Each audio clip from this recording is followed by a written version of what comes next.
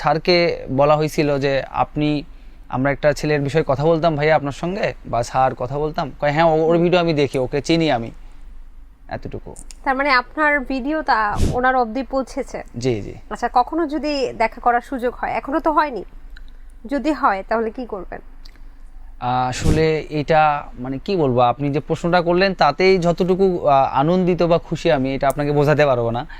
স্যারকে শুধু সামন থেকে এক নজর দেখব, তাকে স্যালুট করব, যে মানুষটার জন্য আজকে একদম গ্রাম থেকে উঠে আসা একটা ছেলে রঞ্জু, তাকে সারা বাংলাদেশের মানুষ চেনে ভালোবাসে, এত ফলোয়ার্স, সব কৃতিত্ব আমার যারা ভিডিওগুলো দেখে, আমার উত্তরবঙ্গের মানুষ সহ সারা বাংলাদেশের মানুষ। স্যারকে তো মানে কি বলবো আপনাকে, এটা আসলে কল্পনার বাইরে আমার জন্য। আমি মনে হয় ওই জায়গা অবধি এখনো যাইতে পারি নাই, কারণ ফেসবুকটা খুব ক্রিটিক্যাল একটা জিনিস। ধরেন আজকে আপনার ভিউজ আছে, আজকে আপনার ফলোয়ার্স আছে, আপনার ভিডিওগুলো অনেক ভিউজ হচ্ছে, মানুষ আপনাকে চেনে। মনে হয় না যে যখন আপনি কাজ ছেড়ে দিবেন বা যখন আপনি হচ্ছে ভালো ভিডিও বানাতে পারবেন না, তখন আর এইভাবে কেউ বলবে না। তা আমি মনে করি যে আমি আমার চেষ্টাটুকু চালাই যাব। ওই জায়গার স্বপ্ন আসলে এটা আমার জন্য আকাশ ছোঁয়ার মতো। অনেকে তো আপনাকে দেয় ইত্যাদি প্রোগ্রামে হানিফ সংকেতের পাশেও দেখতে যায়, আমি দেখলাম। আপনাকে বলে যে, অনেকে বলে যে আপনি হচ্ছে ভবিষ্যৎ হানিফ সংকেতের উত্তরসূরি। এই কথাটা শুনে আপনার কেমন লাগে? আমি মনে হয় ওই জায়গা অবধি এখনো যাইতে পারি নাই, কারণ ফেসবুকটা খুব ক্রিটিক্যাল একটা জিনিস। ধরেন আজকে আপনার ভিউজ আছে, আজকে আপনার ফলোয়ার্স আছে, আপনার ভিডিওগুলো অনেক ভিউজ হচ্ছে, মানুষ আপনাকে চেনে। মনে হয় না যে যখন আপনি কাজ ছেড়ে দিবেন বা যখন আপনি হচ্ছে ভালো ভিডিও বানাতে পারবেন না, তখন আর এইভাবে কেউ বলবে না। তা আমি মনে করি যে আমি আমার চেষ্টাটুকু চালাই যাব। ওই জায়গার স্বপ্ন আসলে এটা আমার জন্য আকাশ ছোঁয়ার মতো। অনেকে তো আপনাকে দেয় ইত্যাদি প্রোগ্রামে হানিফ সংকেতের পাশেও দেখতে যায়, আমি দেখলাম।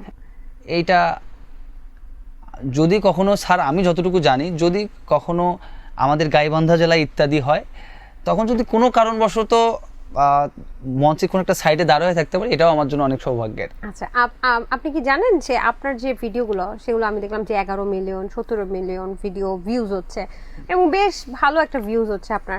তো এটা কি হানিফ সংকেত স্যারের কাছে পৌঁছেছে কিনা, এটা কি আপনি কখনো শোনাচ্ছেন কিনা? আমি এর আগে যখন বিভিন্ন টিভি চ্যানেলে নিউজ হয়, হ্যাঁ, তো অনেক সাংবাদিক বড় ভাই আমাকে ফোন করে যে রঞ্জু, তোমার জন্য সুখবর আছে কি, যে স্যার হচ্ছে তোমার খোঁজ খবর নিল। আচ্ছা। তখন খুব ভালো লাগছিল। এবং কিছুদিন আগে একটা টিভি চ্যানেলে যখন সাক্ষাৎকার দিতে গেছিলাম, তো স্যারকে বলা হয়েছিল যে আমরা একটা ছেলের বিষয়ে কথা বলতাম ভাইয়া আপনার সঙ্গে, বা স্যার কথা বলতাম, কয় হ্যাঁ ওর ভিডিও আমি দেখি, ওকে চিনি আমি, এতটুকু। তার মানে আপনার ভিডিওটা ওনার অবধি পৌঁছেছে? জি জি। আচ্ছা, কখনো যদি দেখা করার সুযোগ হয়, এখনো তো হয়নি, যদি হয় তাহলে কি করবেন? আসলে এটা মানে কি বলবো, আপনি যে প্রশ্নটা করলেন তাতেই যতটুকু আনন্দিত বা খুশি আমি, এটা আপনাকে বোঝাতে পারবো না।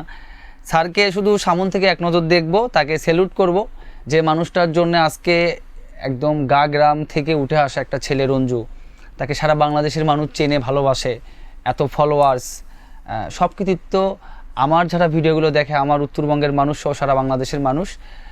স্যারকে তো মানে কি বলবো আপনাকে, এটা আসলে কল্পনার বাইরে আমার জন্য।